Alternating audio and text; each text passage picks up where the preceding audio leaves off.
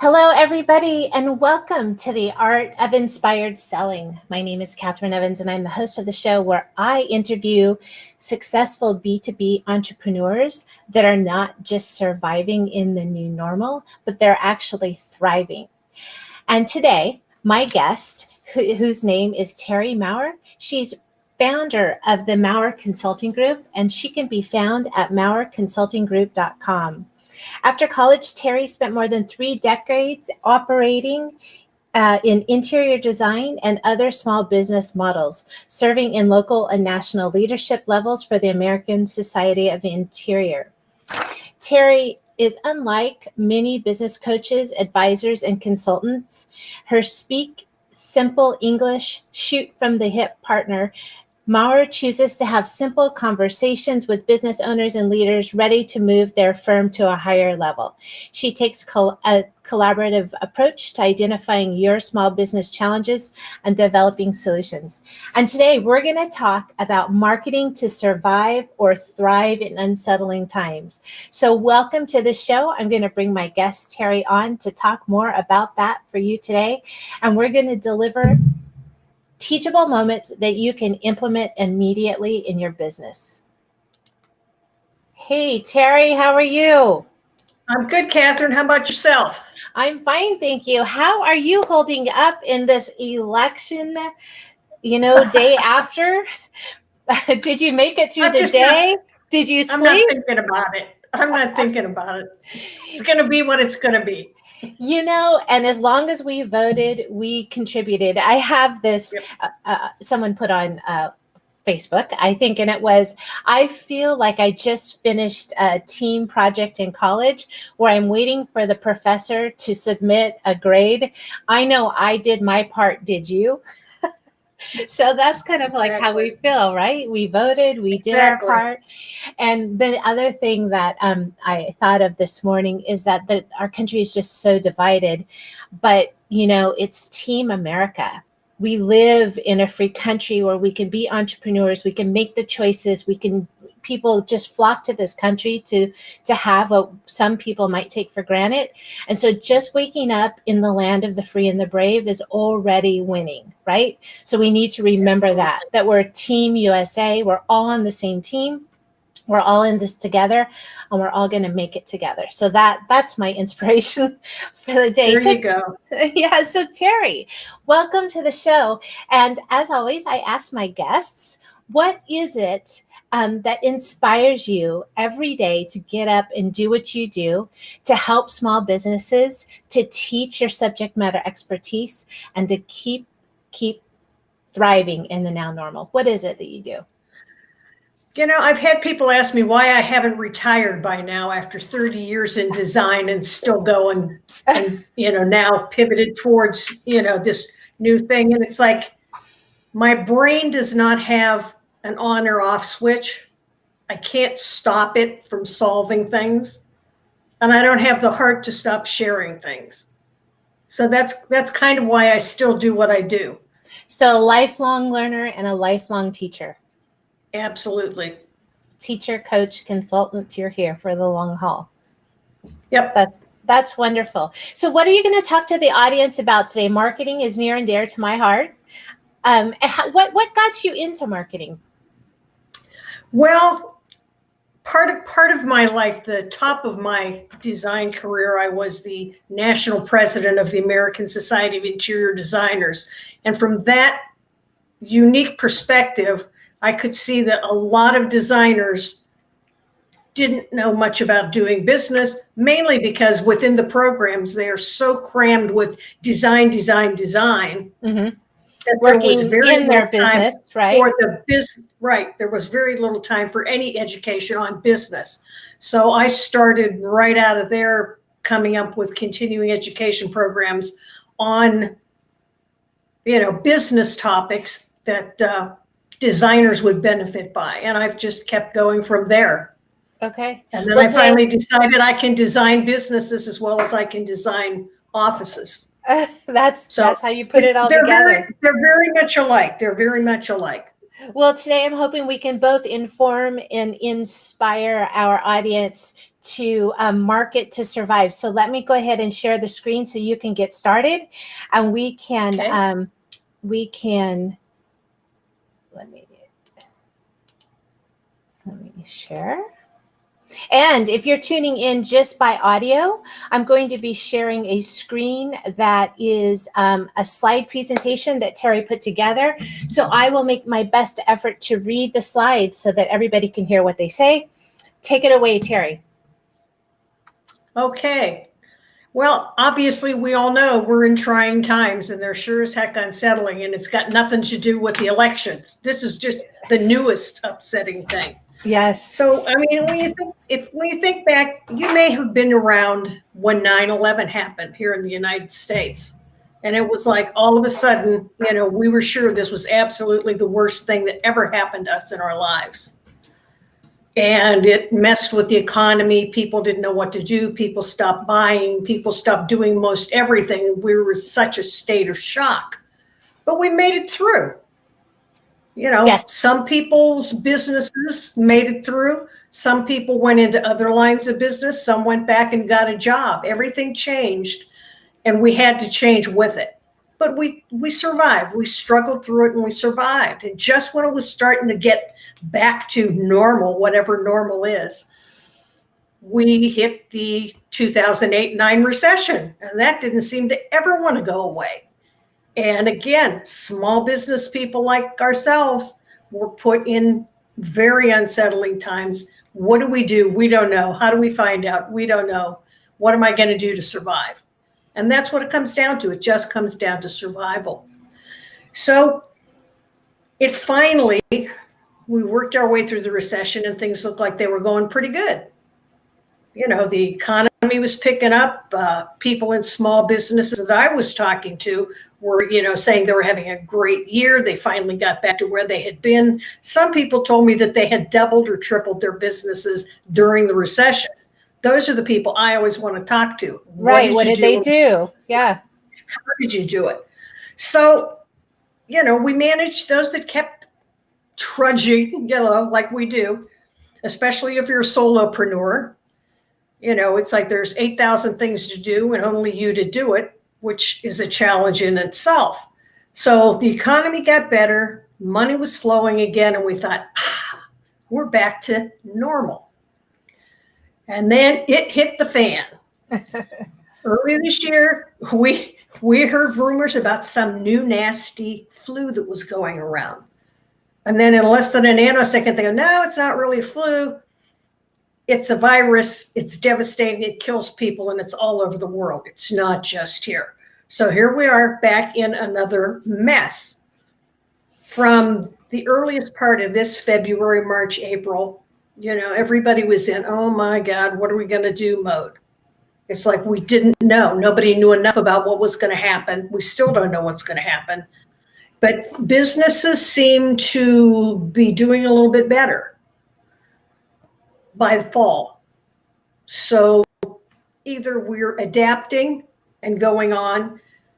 People are buying for different reasons. Okay. So where do we go next? I mean, really. Just when we thought we were ready to, it was safe to go back in the water, we found out that it really wasn't. What else could happen to us? We'd already had our metal tested, more than any business person deserves. That's for darn sure. We did our best, came back. Remember the song that goes, only the strong survive? We're strong, and we did survive. There's one thing you can say about small business owners. We know how to survive one way or another. We're resilient. We are resilient.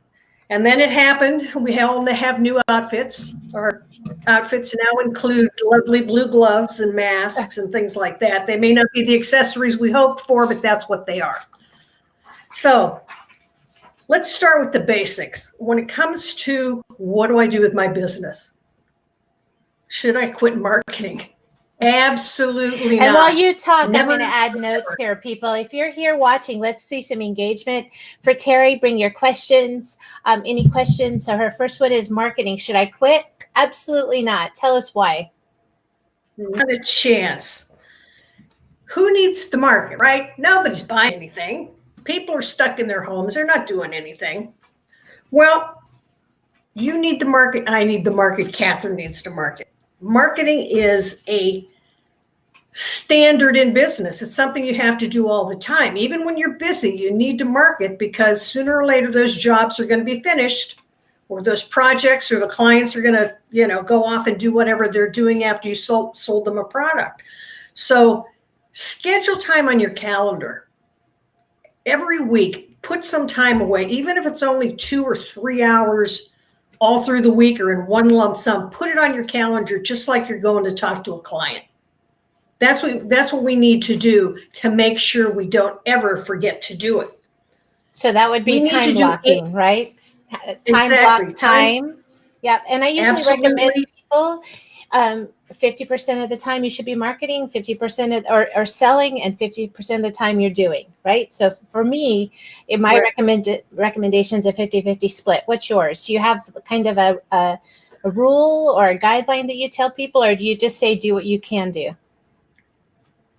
Sometimes you're too busy. You're a really small business and you don't have a staff member that can do all the marketing. If you're it, or it's you and one other person, and you're the best person to do the marketing, you have to block what time you have. And you need to make a plan. What am I going to do? Why am I going to do it? How am I going to do it? You need to allocate some funds every year for marketing.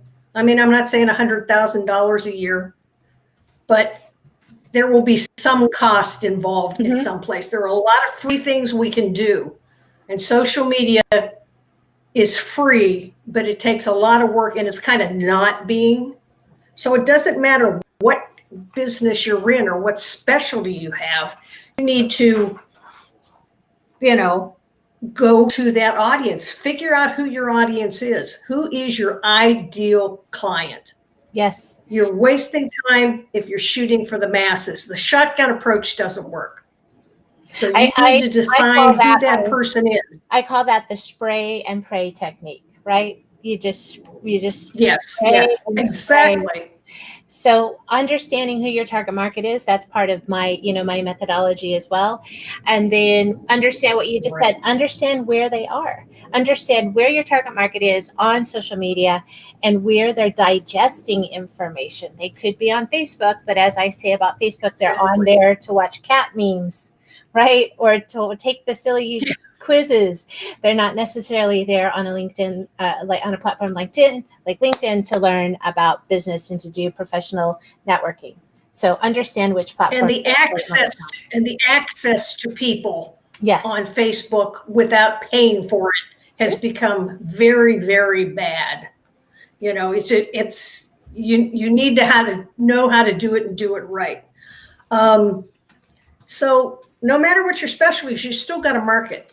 I mean, unless you've got some product that sells itself, and I don't know one that does, you can't. And a lot of people go, well, here we are, we're in the middle of a pandemic. Nobody's buying anything. That's not true.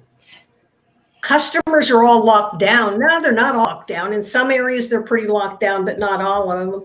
And some people even think, well, nobody's going to spend money. They're just not going to spend any money. Untrue, untrue, untrue. This is a global pandemic. It's not just us. Everything is wrong. People really are buying.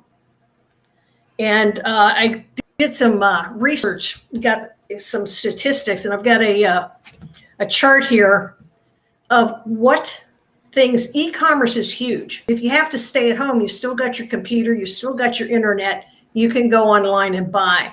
And you might be buying more, right? Because the barrier has been removed.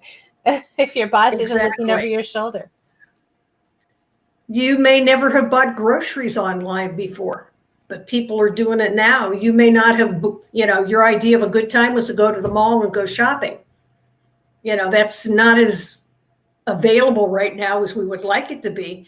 When you sit there and you look at this chart here, the things that went up from a year ago, from 2019 to 2020, that have increased through e-commerce, books. Make sure people everybody staying at home doing books, 300%. has gone up. Cleaning and cleaning products, as we sanitized our little lives away, that's up 235%. Sports and outdoors, when the weather was nice, or if you're lucky enough to live in an area that the weather doesn't change much through the years, that was up. Toys and games was up. People are entertaining their kids at home. Electronics, maybe a new flat screen TV, maybe a new video game for your kids to play all day. Pet supplies, you got to play with your pets all day. And for interior designers, where I pulled this research up from, people buying tools and home improvements was up 60% from 2019 to 2020. So people are spending money. There's a lot. People are spending money, and they're spending it big time.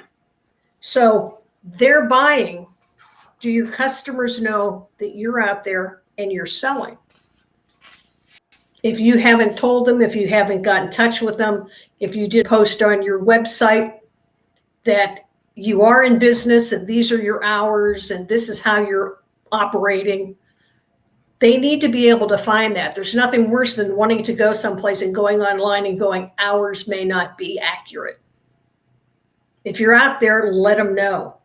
Real estate's selling like crazy in some areas, and people are never even going in the houses. It's all being done by video. Yes. So there's a lot of ways that things can be done. We just need to do them differently. Okay, so are you going to go over? Are you going to go over some new ways of marketing? Am I on the right side? Marketing is a constant piece of doing business. So, yep. Marketing is consistent. Always have to do it. But everything else changes. The times change. Situations change. The economy obviously changes. So it's kind of like a faucet going off and on all the time. Laws, rules, and regulations change. And as business owners, we all need to be out there figuring out how, our marketing has to change to adapt to whatever these situations are that we find ourselves in. Because marketing is constant. Just remember that. Don't quit. Market. Let's look at a couple of statistics here on the cost of getting new customers versus the customers you already have.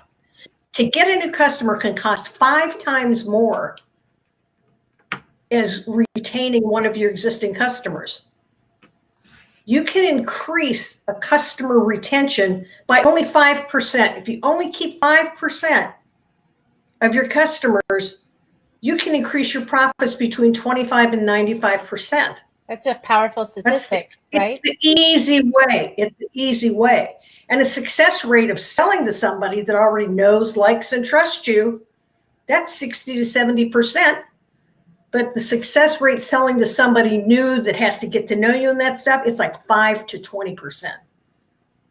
So when you look at those numbers, the customers you have are very valuable, and you need to treat them good. So existing customers, you can't let them forget you. People can. I mean, if you do a project for them, if you sell them something and you shake their hand and you say, thank you, I appreciate your business, and that's the last you ever talk to them or send them any information, they can forget you. You want to be top of mind. That's why you need to stay in touch. You can't just, walk away. You need to remind customers. Do you have some creative ways of staying in touch with your customer base other than the obvious of emails or social media or any kind of checklist or anything of creative ideas to stay in touch with your customers? Do something nobody else is doing. The internet is noise. Social media is noise. Why not go back to the time, the long used direct mail? Send a card, send a discount coupon, send something to these people. And right now, during this pandemic we're in, what if you send something that's not necessarily focused on selling, but focused on them? Yes. And they're at home with children all day long. I'll trying just to entertain I'll them, brag keeping them busy. for just a second about one of the coaches that I work with. Just had a really nice gift delivered for me, right? It's all about me. It's a journal of 13 weeks for goal setting, so it was a gift. It was something I appreciate. And it was a paper item that was delivered. So yes, there are people doing that. Not only that people, but every time I look at this and it's on my desk now, who's top of mind for me, right? The person who delivered this, who sent this to me.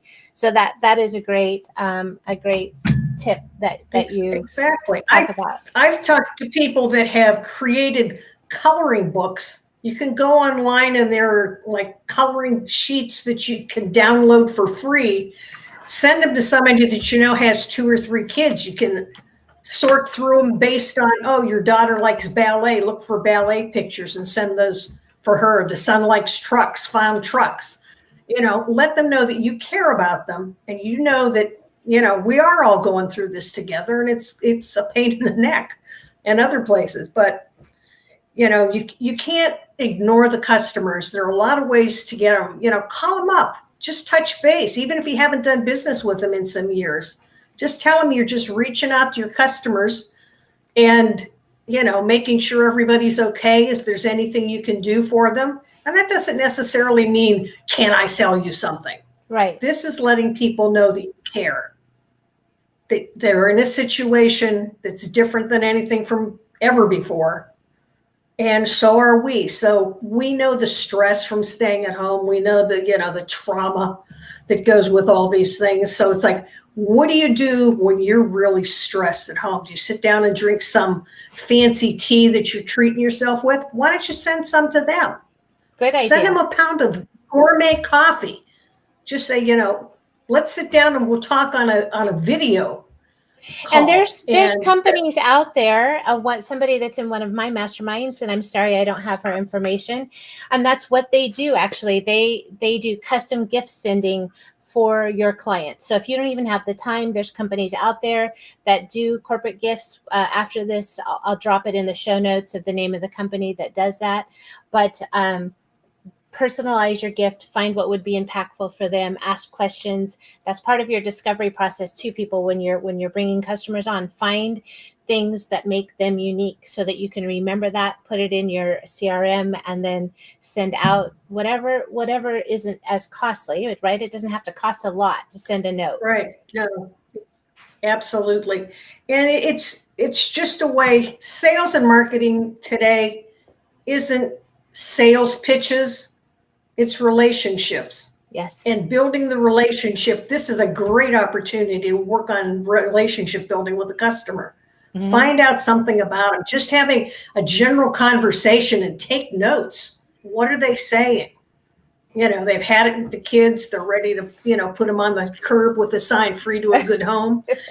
What's their situation and how can you help? Yes. And like I said, nobody's saying spend $1 million or something on very expensive things. Just send something, because I guarantee you nobody else is.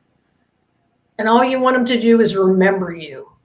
If you send things out and put a tag on that's yours, order some stickers with your logo on it and stick them on the tea bags or on the coffee, something to let them know every time they open that you were the one that sent it. Again, you want to be top of mind when the money starts rolling and they're able to go out and do things and get what they want. Yes. So what do you need to communicate well with your communications? That's all it is. It's nothing fancy. It's nothing mysterious. It's communicating with clients, finding out what they need, and listening more than talking, so that you can determine what, if anything, you can do for them. You may not be the best fit, but they may know somebody who is, and they may refer you. But when it comes to so doing effective right now, communication, right? Yeah, exactly. And there's 4 C's to effective communication with people. One is clarity. Mm-hmm. Be clear about who you are and what you do. Coherence. It's like, what's your message? Send it all the time. Find a different way. Put it on your social media. Put it in a newsletter, put it in an email that you send out, whatever it is, if it's a tagline, if it's just your great skills that you have that other people have, let them know and do it all the time and have control over it.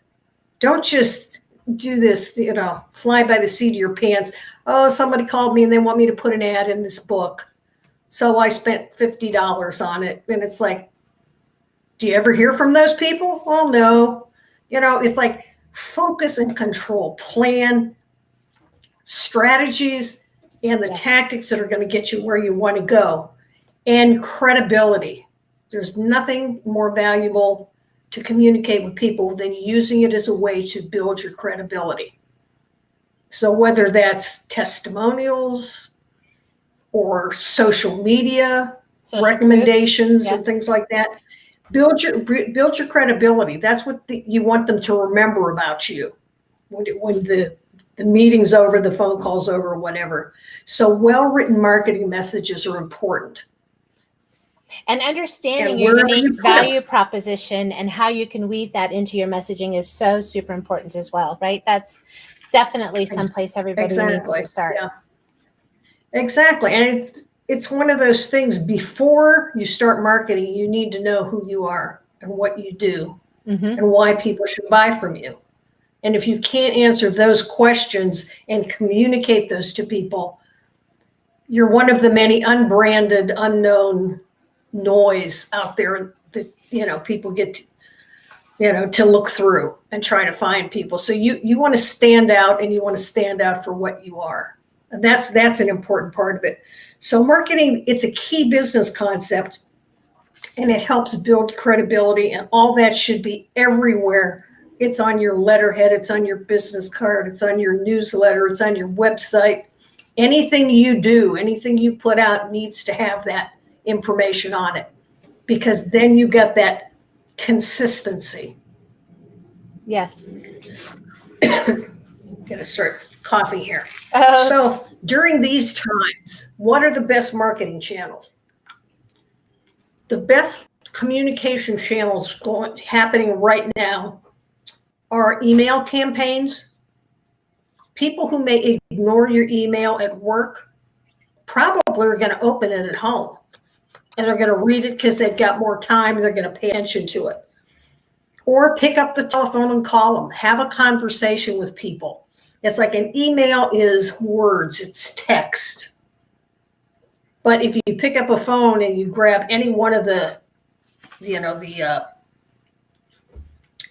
digital video programs that are out there. I mean, there's Zoom that got known because they got hacked, and it just happened to be they got hacked at a great time, and their name was on everybody's mind to get in there. So Zoom has gone crazy, but they're not the biggest one at this point in time.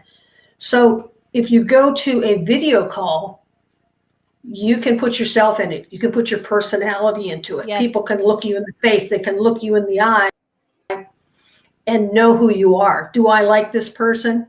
Do they look trustworthy? Is this someone I want to, deal with? And, the digital conferencing is good because of that. But if you don't, if you're not into all that yet, learn it. But you can always just call people on the phone. At least your voice creates communication and really building. Seeing you on the digital conference is a little better. And then digital messaging. You can make little 1, 2, 3 minute videos. You can do them on your phone. Think about, selfies on steroids, and put them in an email and send it to somebody. And it's, oh, look, here's a video. Yes. And it's only a couple of minutes long. I can listen to this. So they'll listen to your message. So, don't rule these things out, but those are the 4 biggest marketing channels right now that people are using and seem to be having the most success. And if you guys aren't using video messaging right now, you need to be at the top of your game and lead with that. So sending out short messages, looking forward to meet you messages. Thank you so much for your time messages. Explaining a proposal by using Loom or Zoom. All of those are opportunities to get in front of your customer. Maybe you were a sales representative that was home and that you're grounded and you were used to presenting your literature because your literature is what explains your service, and now you can no longer do that. Doing a video presentation of the indications, maybe if you're in pharma or if you're in a medical device or if you're in laboratory medicine and you're selling a new feature, recording yourself talking about that and sending it out to your people is the best you can do right now instead of being with them, right? So all of those in your field, right, Terri, interior design, totally talking to a customer about colors and options and things, and then sending that in a video to them will help them watch it at their leisure when they can take time to look things up, providing resources to them so that they can research the things, and then they remember that you're the one that provided that information. Well, there are a lot of new board presentation things that you can actually do online now that 5 years ago didn't even exist. So there are a lot of things they can do. And anybody that does projects, whether it's interior design, graphic design, anything that takes a long range of time to complete, there are phases. Which phases can you do without going to see the client? Or can you make the client feel comfortable that you've sanitized your office and everybody will wear masks and they can come? You just, you need to take a little bit of control over your scheduling. If you have work in a place that people walk in off the street, you want to make sure that you've created that safe environment for, people that you want coming in. Or people are all over the chart when it comes to masks, no masks, gloves, no gloves. I'll go out to eat. I'll take my food out from the restaurant. I'll go in the restaurant and eat, all kinds of stuff. So it's finding out what makes the customer comfortable. Yes, because that's why we're doing it, right? We're doing it for the customer. Exactly. Okay, so now we're going to go a little bit about some of these, like an email campaign. Like I said, people at home or when they're in the office and, you open your email, and my favorite thing to do in the morning is just run down through everything and delete as much stuff as I possibly can. Things that don't sound interesting. There's somebody I don't care about. It's spam or whatever. But people that are home now have more time. They don't have all the hubbub from the office going around that they can't get to it, or they only do email at a certain time. They're probably in and out of that inbox a lot of times during the day. So doing an email campaign, instead of just sending a single email, one only, hi, how are you? Hope you're doing well. Make a campaign of several, 3, 4, 5, 6 emails, automate them through your email service provider. You just schedule them. I want this one to go out, and I want the second one triggered 2 days after that, and the third one 3 days after that, whatever, so that you're getting messages out to that person. And the key, like I said, horribly, it's just like I look for things to delete so I could just get rid of some of the mess in my email box. But it's like sending an email is one thing, getting it opened and read is another. So and getting you need to work on that message line. Yes, and making sure that each email that you send is converting your client along the awareness spectrum, like going from unaware to aware with highest intent to purchase, and making sure that if you're not a good copywriter, then you need to invest in a conversion copywriter that can help you with that. They're out there. They're not exactly cheap, but they're out there and they can help you write it or take some online courses to make sure that you're doing yourself justice and not just being noise in somebody's inbox. Right. And when you're doing your email and you've got their attention, you need to make it personal. If you have everybody's first name in your database, in your email service, include that. Include it in the subject line. Include it at the beginning of your message. Nobody likes anything more than hearing their own voice and hearing their own name. People are talking about me. They're talking to me. This is great. It shows that you know who they are, or at least they think you know who they are. And, try to create in your subject line Oh, things like curiosity. What would make them curious enough to open that message, or urgency? This kind of like, only 4 days left, only 3 days left. That kind of a situation starts putting a little urgency in, oh, maybe I shouldn't delete this one. Maybe I should read this, or it sounded interesting at the beginning, so I've got to register. Make it something relevant, something to them, something to the times we're living through right now. And, the whole curiosity thing, I don't know if anybody else has received these emails, but you'll get these things about, have you found the ideal Christmas gift for your husband yet? Gee, I hadn't thought about it yet. Or, have you thought what you're going to give your kids' teachers this year? Or are you going to give your kids' teachers anything this year? They may not have teachers at all this year. But it's like, create some curiosity. And, the whole urgency thing, people, there are huge shortages right now in the construction field of building materials. The prices have doubled. If you can get them, people have built more outdoor areas. So all of the synthetic wood flooring, finished wood flooring is gone. You can get some of the stuff. So it's like, there are certain things that there is urgency. So one of the bad news things you may have to tell a client in the most positive way is, yes, we can do your project, but you need to know it's probably going to cost a little bit more than it would have because of supply and demand right now. And that's hit all kinds of industries. Yes. So, that's an urgency. I talked to my carpet, people last week, and they're sending an order in and we can get it within, X number of days. And this, for designers and people selling furniture, is a big time of year for business because of the holidays and people getting together. So yes, so make sure make sure your market knows industry information. What you're dealing with is what they'll ultimately have to deal with. So being relevant and providing useful information is definitely great. It's going to take longer and it's going to cost more, but we're happy to work with you to get it done. So what about picking up the phone and calling people? Nobody wants to be cut off from human contact. We're not wired that way. We're not wired to be locked down in our homes or our basements or wherever people are being locked down.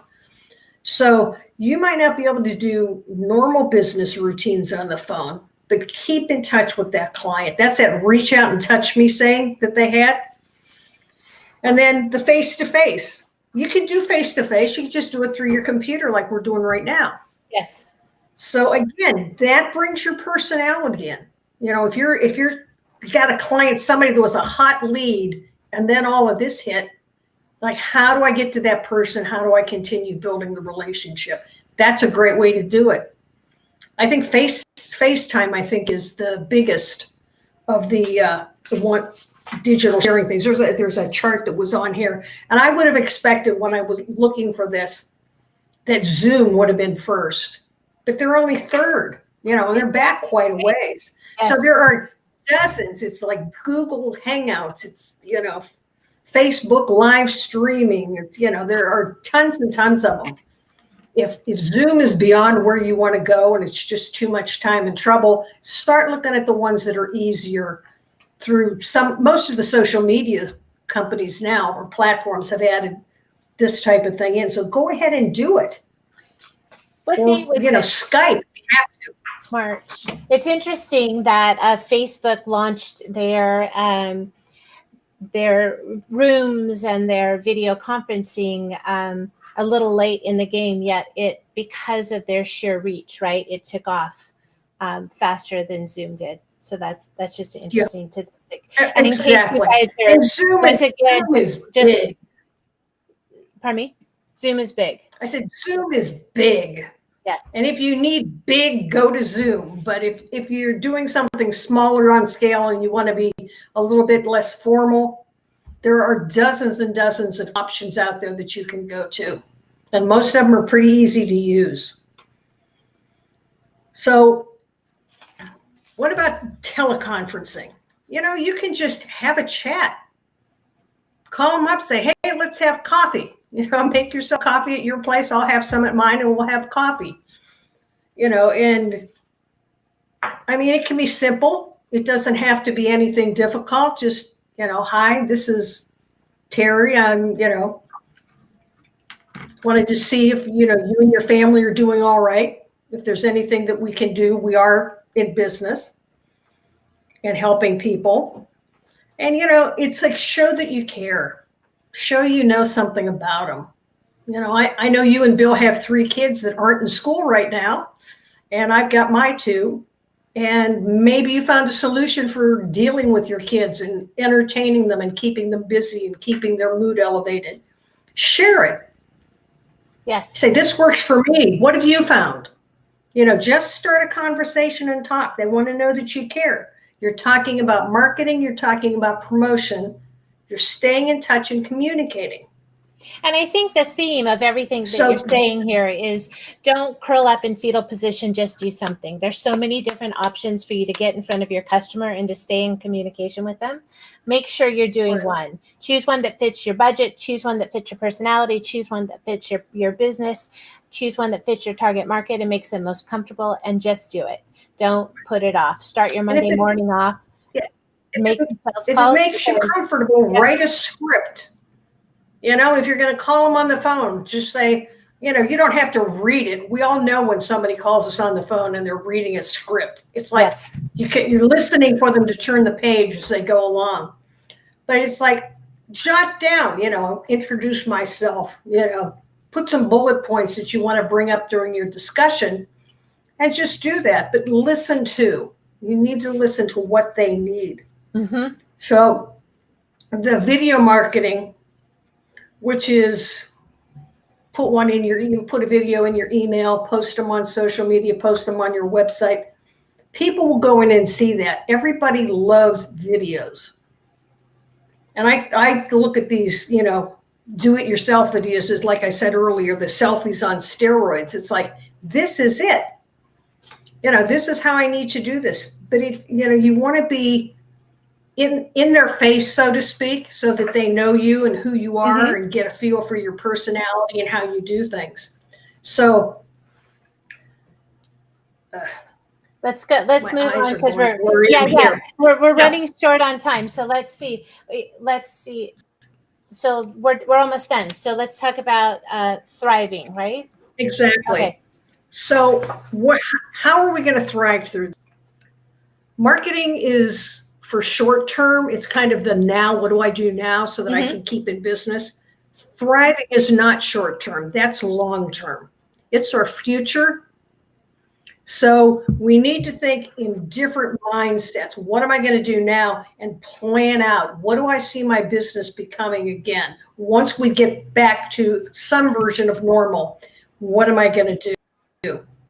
So you have to survive if you're going to be around to thrive.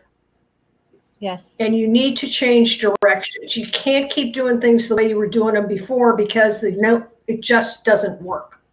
So you need to pivot. You need to do some planning. Go back, if you're in the habit of doing an annual plan, a strategic plan, or a business plan, go back and look at it. What's in there that you can't do anymore? It was your great big idea to get you through the year, but guess what? It doesn't work now. So make those changes, pivot it in a different direction. It doesn't have to be massive. It could be something as simple as, if you've only got one revenue stream coming into your bank account, add more. I know people that went through that recession and came out 2.5 times bigger with another location, because they have the basics of follow the money. Where's the money? Who's got it? Who's spending it? And that's where they put themselves. That was their pivot for that. So you need to be able to change direction. You can't get stuck. Expand whatever your product line is. Do something different. Offer a different service. What can you do that'll change where your money comes from? And sometimes one of them will trickle down to nothing, but the other one will go crazy. A lot of people staying at home are investing in themselves, and they're educating themselves. Yes. They're And so doing Terri, online courses. would you recommend that in all of this pivoting, when they're looking for a different line of business or different customers or different things to sell, would you recommend that clients stay focused and try to make one thing work and expand it as much as they can? Or should they try a bunch of different things at the same time? What do you tell your clients when you're coaching them or consulting with them on pivoting and trying something new? We need to, when I work with my clients, we dig deep into what their business is right now, what it was, maybe depending on how long they've been in business. Mm-hmm. What was your business like 5 years ago? What is your business now? What's working, what's not? And figure out, where can we go from here? If your revenue stream is X and that's it, and if that revenue stream dries up, what other options do we have that you could bring into your business, or set up a different business, set up an e-commerce site and sell fancy pencils or something online, something that will keep money coming in. And right now people are shopping online. They're buying big time. And it's not all from Amazon. It's from all kinds of companies with all kinds of products. So if you haven't gone towards an e-commerce option, maybe it's something to think about. So, I mean, the pivoting doesn't have to be drastic. It's not like, oh, you know, it's like if you got employees, the first thing that hit you when this crazy virus came in was, oh my God, I'm going to have to lay off all these people. Yes. We're not going to have any money. We're not going to be able to work. We're not going to be able to do this. A better approach than having that thought would be to sit down with that group of people and go, hey, what can we do to get ourselves through this? Have a team meeting. What kind of things we could do? There's no such thing as a bad idea. Everybody's got an idea, and even if it's not really great, somebody else may bounce off of it and go, yeah, we could do that and add this. So being able to make those changes and being willing to make them, it's just like, going down in your cellar and putting your head in your hands and going, oh, this is terrible. This is awful. Nothing's going to go right. It's like you need to keep a clear line of thought that there are things out there that can happen. Yes. There's a lot available. We can do most anything as long as we have our computer and our internet. Yes. So Terri, people can find you at maurerconsultinggroup.com. And then who is your primary target that you work with? Is it primarily interior design? Or are you branching out in all areas that might touch that market? I work with small business owners that have a mindset of growth. Okay. That they really want to build the structure for a business and not just be on their own struggling day after day. Okay. So those are the people that I go with, and my primary focus, I kind of operate at the intersection of building a structure with processes and marketing and sales. Okay. All things that are near to my heart. So Terri, I want to thank you so much for being a guest today. Everybody, if you have any questions, you can reach out to Terri. I have her slides in the show notes. Thank you so much for tuning in to the Art of Inspired Selling. The show's a wrap. We'll be back next week on Wednesday, the same time, same favorite channel, 1 p.m. Pacific time. And I thank everyone for tuning in. Don't forget to hit us up at catherineevans.net. Take our new LinkedIn quiz to see if we can support you on creating a compelling digital footprint online. So thanks so much, Terri. Stay here. I'll